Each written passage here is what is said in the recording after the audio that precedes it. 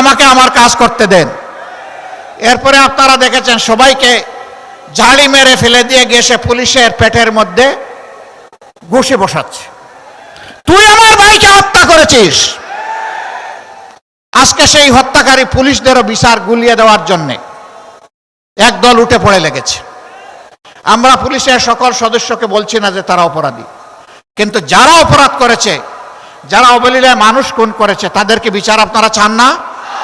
সে police হোক আর সাধারণ মানুষ হোক, তাদের বিচার অবশ্যই হতে হবে। শুধু জুলাই নয়, 2006 সালের 28 অক্টোবর থেকে শুরু করে এরা যে খুনের রাজনীতির সূত্রপাত করেছিল, পিলখানা হত্যাকাণ্ড, সাপ্লাই হেফাজতের লোকদেরকে হত্যা, তারপরে সারা দেশে 15.5 বছর গুম খুনের রাজনীতি, আয়নাগরের রাজনীতি, জুলাইয়ে এসে মহা হত্যাযজ্ঞ, গণহত্যা যারা চালিয়েছে, একেবারে সেই বিপ্লবের প্রতীক শরীফ উসমান হাদির হত্যাকাণ্ড পর্যন্ত সকল বিচার করতে হবে। যদি এই সরকারের সেই বিচার করার সাহস না থাকে, বলবো নিজেদের ব্যর্থতার দায় স্বীকার করে বিদায় নেন।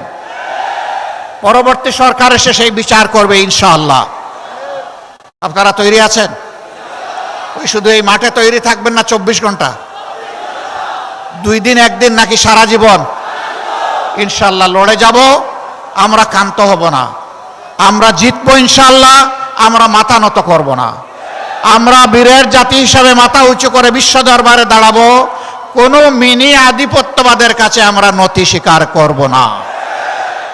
আপনাদেরকে আরেকবার ধন্যবাদ, এই বিপ্লবী জনতাকে ধন্যবাদ।